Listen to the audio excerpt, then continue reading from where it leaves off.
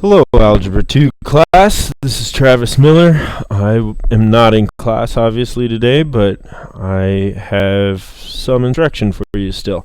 So, yesterday we went over matrix multiplication a little bit in leading up to this lesson to actually do it with GeoGebra. And if you recall, matrix multiplication is a little bit different than regular multiplication, but it allows us to solve more things at once. With one multiplication, we can solve 3 by 3 matrices or 4 by 4 matrices.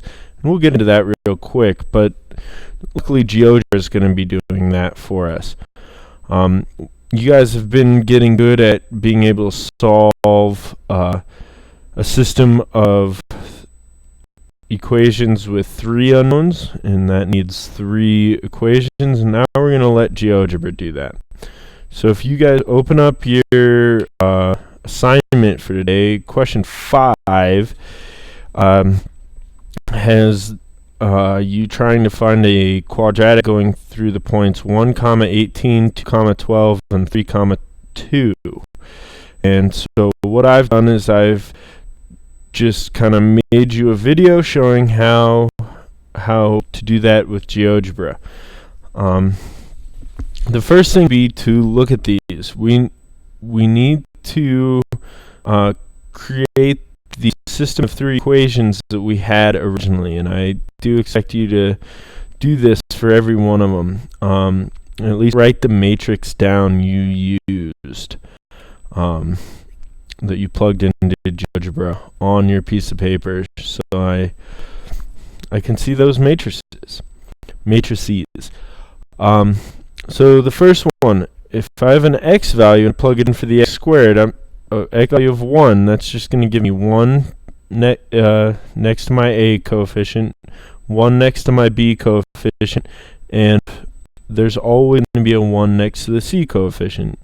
If these powers go down by 1 every time, we've got x to the 0 next to our c, and anything to the 0 is always 1. So, if we take 2, that's going to give us 4, 2, and 1, and 3, 9, 3, and 1. And so when we actually make the matrix, that's going to look like this. I've got 1, 1, 1, 2, 4, 2, 1, and 9, 3, 1. I'm multiplying that by my coefficient matrix, so it's the A, B, and C's. Those are all there. And then I've got my Y value matrix over here. And so in order to get the A, B, and C matrix by itself, which is what we want, and solve for that A, B, and C matrix, I need to get rid of this X matrix over here. And how I'm going to do that is just multiply it by X inverse. And anything times its inverse goes away to 1, so that gives me just the C. And if you remember from matrix multiplication, we have to multiply matrices from the same side. So our x negative 1 is going to be multiplied from the left on both of these sides. And then our coefficient matrix, our C matrix, is just going to equal x inverse times y. So let's take a look at how that goes in GeoGebra. So once you're at your GeoGebra page, go ahead and start GeoGebra. We're going to start at spreadsheet view. And you can go ahead and, for now, let's just turn, actually we probably can leave, let's turn graphics off and turn algebra on. So that gives me the algebra view. Here we go. I'm going to just start plugging in the matrix values. So top line is just 1, 1, 1. I've got 1, 2, and 4 there. Now I'm reading those backwards, but I'm sorry, bad habit. So 1, 1, 1, 4, 2, 1, and 3, 9, 3, 1. Okay, and let GeoGebra know this is a matrix. I'm going to select it all. Go ahead and go to my tools and click matrix. Now it's going to give me an option choose my matrix name. We've been calling it capital X, so that's what I'm going to call it. And now you can see that matrix in the algebra view. So I need to now go create my Y matrix. I'm going to go plug those values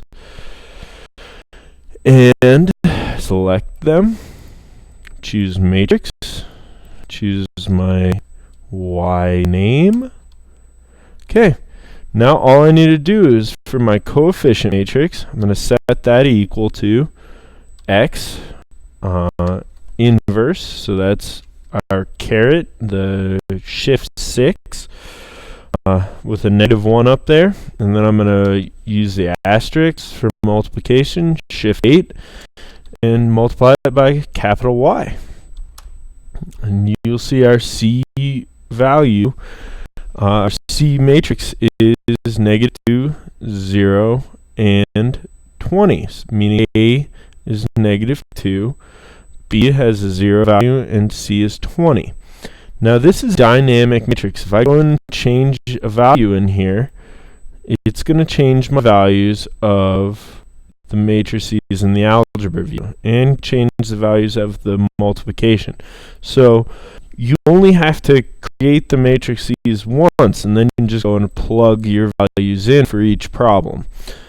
This is why I think this is a little bit easier than a system of equations. A lot easier, in fact. But if you are comfortable with that and you dislike GeoGebra, that's fine. But make sure you do 3 of them at least with GeoGebra. Also do 3 at least with the system of equation method. How you do the rest of them is up to you. It's whatever you're comfortable with. But you will need to know both ways. So now right here, just to show this works, I'm going to go back and open up the graphics view. And I'm going to just graph my new equation. So this is y equals -2x up x squared plus 0x plus 20. So those were the values I got, my A value, my B value, my C value. I'm going to go ahead and graph it. And I can zoom out a little bit. So that's what my parabola looks like. Let's see if it goes to these points. So here's my first point, 1, 18. Here's my second point, 2, 12. And my last point. This was 3 and 2. Hits all 3 of them. So that's that parabola that does it. The matrix multiplication way is I think very slick. And pretty much any sort of computing device will do it. GeoGebra obviously will. Your TI calculator will do it. And I have attached a instruction of how to do that with the TI calculator in your assignment today that you'll find on the web page. And I think you should be good to go. If you have any questions, email me as always. But I'm looking forward to seeing how you guys do with this GeoGebra matrix multiplication. Okay, I'll see you all on Friday.